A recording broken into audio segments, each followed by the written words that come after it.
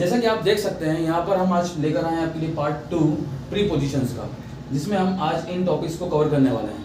मैं one by one आपको एक एक का मीनिंग बता देता हूँ, फिर हम इन्हें डिटेल में देखेंगे। सबसे पहले हम बात करते हैं बाय की। बाय का मीनिंग होता है से, तक और के द्वारा।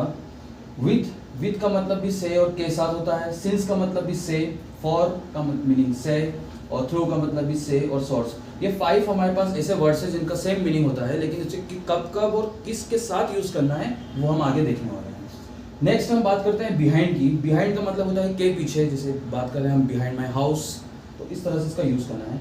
बिटवीन का मतलब होता है के बीच में, और अमॉन्ग का मतलब भी होता है के बीच में। अब इन दोनों का जो डिफरेंस है वो डिफरेंस हम आगे देखने वाले हैं। नेक्स्ट हम बात करते हैं बियॉन्ड। बियॉन्ड का मतलब होता है से परे। ये तो समझ ही सकते हैं आप, से परे मतलब वो मेरे दिमाग से परे है। ड्यूरिंग का मतलब होता है के दौरान। वाइल का मतलब होता है के वक्त। अराउंड चारों ओर, लगभग। अबाउट के बारे में। I am talking about my self, मैं अपने खुद के बारे में बात कर रहा हूँ। टिल का मतलब तक। बाय का मतलब तक, जैसा मैंने आपको यहाँ बताया है। अप टू का मतलब भी होता है तक। बिफोर का मतलब होता है के पहले, और आफ्टर का मतलब होता है के बाद। इन वर्ड से आप अच्छे से परिचित हैं, ठीक है। तो वन बाय वन हम देखते हैं कि इनका यूज सेंटेंस में कैसे करना है। सबसे पहले बाय का मीनिंग होता है से और के द्वारा। फॉर एग्जाम्पल, अगर आपको ये कहना है कि मैं स्कूल बस से जाता हूँ, तो आप कहेंगे आई गो टू स्कूल बाय बस। किसी मशीन से बड़ी इक्विपमेंट की बात कर रहे हैं से के लिए, तो आपको बाय लगाना होता है। के द्वारा दिस वर्क डन बाय मी, यह कार्य मेरे द्वारा पूरा किया गया है, तो यहाँ पर हो जाता है के द्वारा। फिर नेक्स्ट हम बात करते हैं विथ की। तो विथ का मीनिंग आप देख पा रहे हैं कि से और के साथ होता है। तो विथ का मीनिंग सबसे पहले हम इसको एक्सप्लेन करते हैं के साथ के लिए। मुझे ये कहना है कि मैं आपके साथ बाजार जाऊंगा, तो मैं ये कहूँगा इंग्लिश में कि I will go to market with you. Then next से का यूज करना है। से का मीनिंग में थोड़ा सा आपको डिटेल्ड कर देता हूँ कि इस से का मीनिंग आपको करना है। तो टूल्स से, जैसे आपको ये कहना है कि वह सब्जी चाकू से काटती है, तो आप कहेंगे she cuts vegetable with knife. Okay, I hope कि आपको समझ में आ रहा होगा। और जो नए जुड़े हैं, अभी यहाँ से शुरू कर रहे हैं, वो चैनल को सब्सक्राइब करना ना भूलें। ओके, नेक्स्ट सिंस और फॉर, इन दोनों के मीनिंग सेम होते हैं से।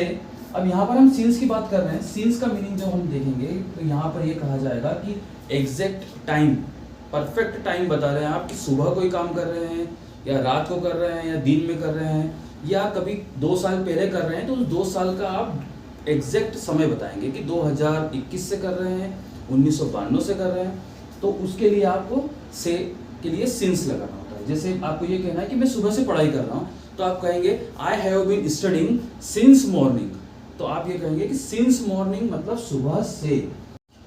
फॉर की बात करें हम, फॉर का मीनिंग भी से होता है। इसका यूज जो हम करते हैं, जिस तरह से हमने सिंस का यूज किया है कि एग्जैक्ट टाइम बता रहे हैं हम कि सुबह से कुछ काम कर रहा हूँ, मैं सुबह से पढ़ाई कर रहा हूँ, और यहाँ पर फॉर के लिए आपको ड्यूरेशन बताना है जो फिक्स टाइम नहीं होता है। इसमें आपको कहना है कि मैं 2 घंटे से पढ़ाई कर रहा हूँ, तो आप ये कहेंगे I have been studying for 2 hours, कि मैं 2 घंटे से पढ़ाई कर रहा हूँ। मैं यहाँ 10 साल से रहता आ रहा हूँ। अब 10 साल कौन से हैं वो आपने फिक्स नहीं बताया है, तो यहाँ पर आप कहेंगे I have been living here for 10 years. I hope कि आपको समझ में आ गया होगा पूरा। फिर नेक्स्ट हम बात करते हैं थ्रू की। का मतलब होता है से। इसमें आपको सोर्स बताना होता है किसी काम का।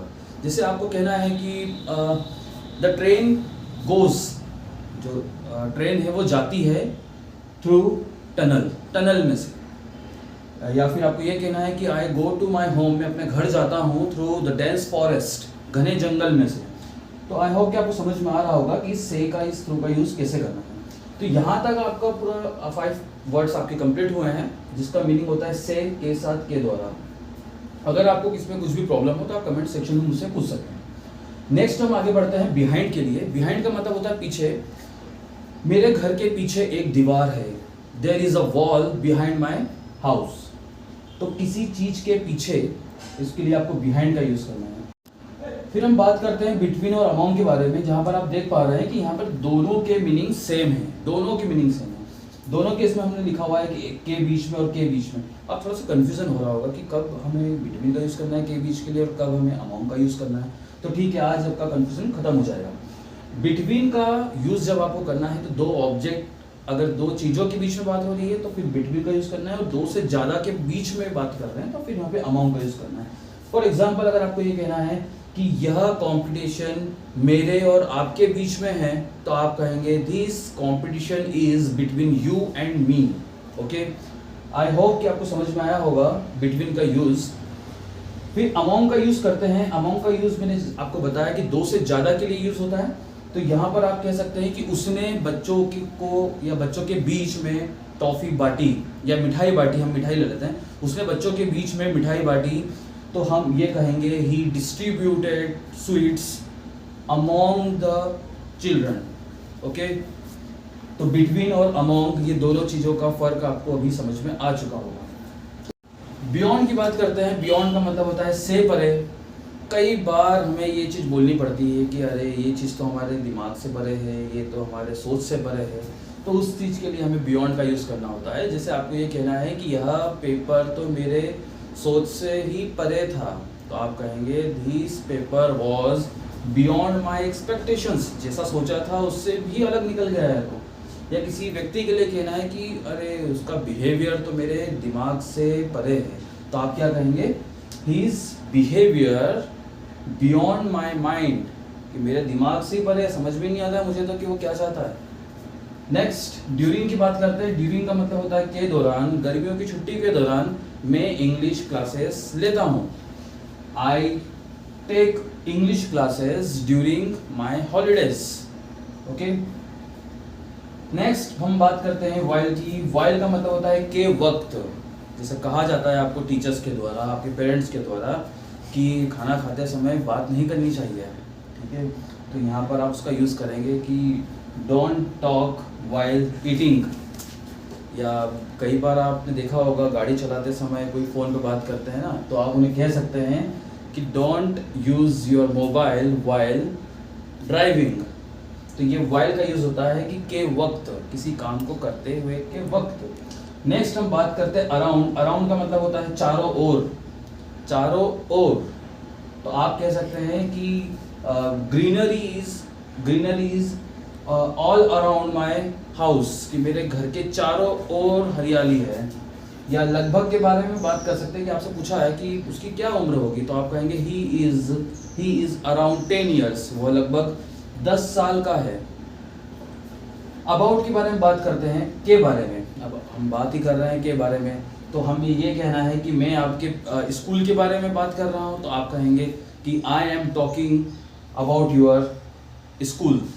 ओके, फिर नेक्स्ट इसका अबाउट का भी हम कह सकते हैं कि लगभग के बारे में बात कर सकते हैं। Okay, next till by up to, इसका मतलब भी होता है तक। जैसा हमने यहाँ पे ऊपर आपको बाय के लिए बताया था कि तक होता है। आपको ये कहना है कि मैं 2 बजे तक ये काम कर लूँगा, मतलब फ्यूचर के बारे में बात कर रहे हैं हम, तो ये हो जाएगा I will do this work till 2 o'clock, by 2 o'clock, up to 2 o'clock। तो आप समझ सकते हैं कि तीनों के लिए तक का यूज अगर आपको करना है तो आप इन तीनों का यूज कर सकते हैं। नेक्स्ट होता है बिफोर। बिफोर का मीनिंग होता है के पहले, किसी काम को करने के पहले। अगर आपको बात करनी है कि बोलने के पहले, तो आपको कहना है बिफोर स्पीकिंग। बिफोर स्पीकिंग, कि आपको बोलने से पहले सोचना चाहिए। तो आप ये सेंटेंस बनाएंगे you should think before speaking, आपको बोलने से पहले सोचना चाहिए। ओके, नेक्स्ट हम बात करते हैं आफ्टर की। आफ्टर का मतलब होता है के बाद, कि मैं 2 घंटे बाद वहां जाऊंगा। I will go there after 2 hours। After 2 hours मतलब होता है के बाद आप यूज कर रहे हैं। तो ये हमारा प्रीपोजिशन का पार्ट 2 मैंने आपको समझाया है। अभी इसमें कुछ प्रीपोजिशंस और बाकी रह गई है जो हम तीसरे पार्ट में कवर करने वाले हैं। एक बार फिर से आप देख सकते हैं सभी के मीनिंग्स, और ये आप चाहें तो आप इसका स्क्रीनशॉट ले सकते हैं। मैं थोड़ा सा पीछे हो जाता हूँ। ओके, अब इसमें आपको जो भी टॉपिक, जो भी वर्ड प्रीपोजिशन का समझ में नहीं आया है वो आप मुझसे बिल्कुल पूछ सकते हैं कमेंट सेक्शन में। मैं आपके कमेंट्स का वेट करूंगा और ज़रूर कोशिश करूंगा कि आपके सभी क्वेश्चंस का आंसर दे पाऊँ। इस चैनल को सब्सक्राइब करें, शेयर करें और लाइक करना ना भूलें। Thank you.